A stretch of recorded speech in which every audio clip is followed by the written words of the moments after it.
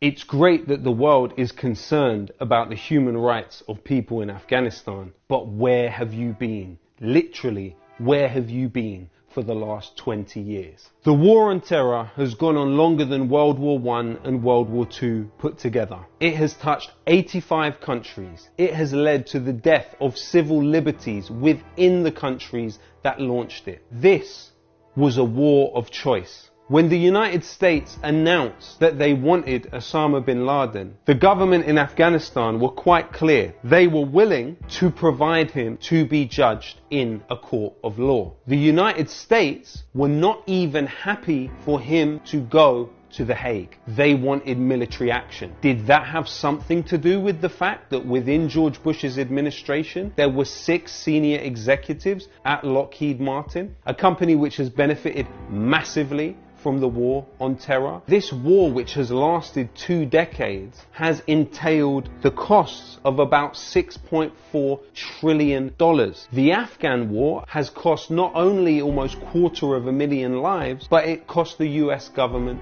$2.26 trillion. The US spent trillions, and where did it go? It went into the bank accounts of some of the most wealthiest people in the world. Some people call you the elite. I call you my base. It went to Dick Cheney's Halliburton. It went to Eric Prince, formerly of Blackwater. Would you be profiting from the war?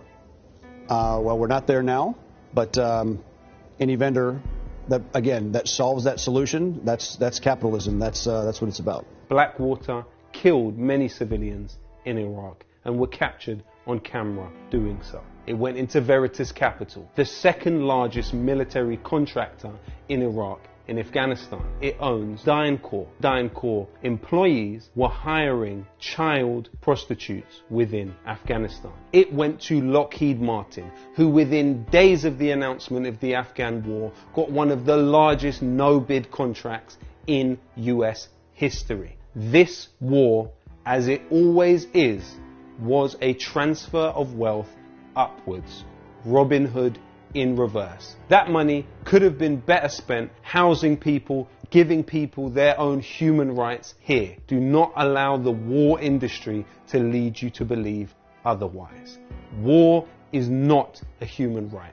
The Afghan war logs, for which Julian Assange seems to be paying the price with his life today in a cold cell, revealed torture, death squads, rendition, individual killings, group killings. This is the whole context, with some exceptions, of the Afghan war. These are some of the unknown unknowns that Donald Rumsfeld spoke about. Another person who has done much to reveal them is Daniel Hale, who showed that 90% of victims of the US drone program were actually innocent bystanders. Daniel Hale has paid the price and will be sent to jail on the charge of espionage. So at a time where we have seen the main patriarchs of the war on terror, George Bush and Tony Blair, relentlessly rehabilitated and in fact oracleized, we simultaneously see those who have revealed the war crimes of these war criminals demonized, imprisoned and ignored completely. This is how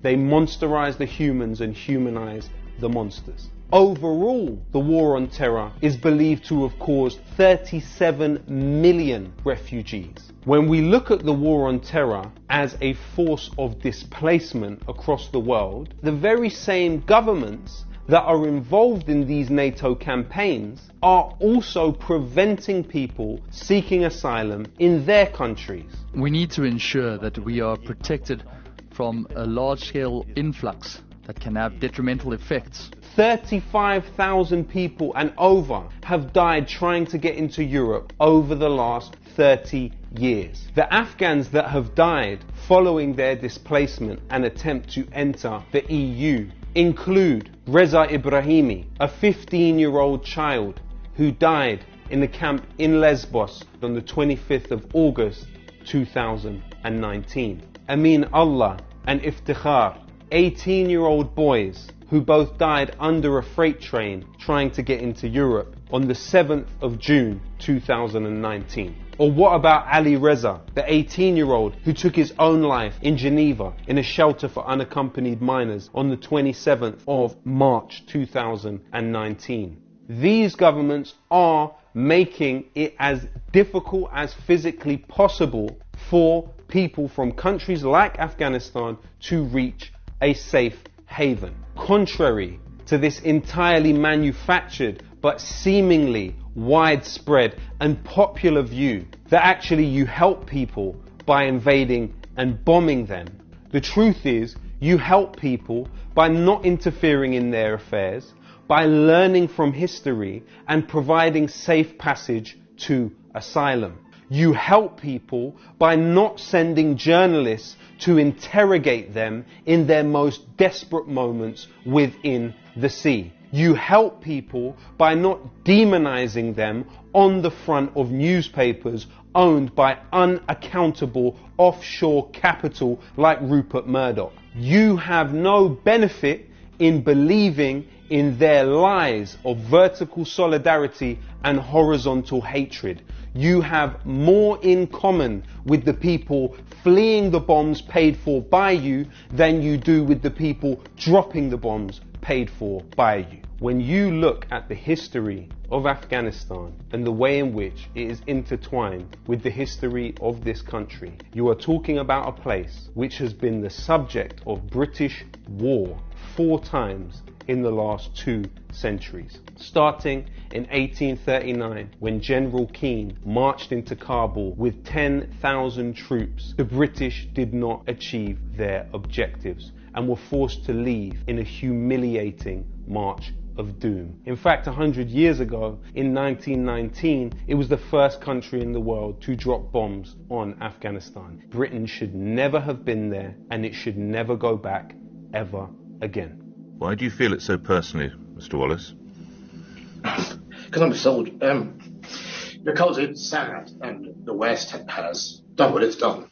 Ben Wallace. He was the overseas director of Kinetic, an arms company which benefited handsomely from the occupation of Afghanistan. Afghanistan is not the property of the United States and the UK. It is time that people in the US and Britain understood that they have no right to dictate who can or can't be the government of any other country. This idea of liberation through occupation exists only in the imagination of MOD-influenced journalists. Maybe now is not the time for the deep contemplative think pieces in somber tones from the people that marched us into this. Now is the time in which those of us who campaigned year after year against these industrial massacres to be clearly understood to have been vindicated, even within your own tortured logic in the service of power, you have failed. Now is the time for humility and accountability on the part of the warmongers and hope for the rest of us. Good riddance to the war on terror. 20 years of pain, suffering and misery which could have been avoided. This time of threat inflation and overstated danger has to come to an end. You have 1 in 16 million chance of being anywhere near an act of political violence in this country. Why is it that all of this money has gone into fighting something that your chances of dying in are infinitesimal? Far more people are dying because of climate change and pollution than they are because of terrorism. It is a well-documented fact that the United States military is a bigger polluter than 140 countries and spends more than the next 7 countries put together on its military budget. Therefore, the US military is a bigger threat to you and to Afghans than the Taliban could ever be. Our future cannot be defined by warfare and enemies. We have to find a way in which humanity can come together to survive the major destabilization which climate change will bring. Yes, people, support Double Down News, join the Patreon if you want to see more videos like this, if you want to encourage independent media, which is not beholden to the MOD and major corporate power. Join the future of journalism, join Double Down News on Patreon.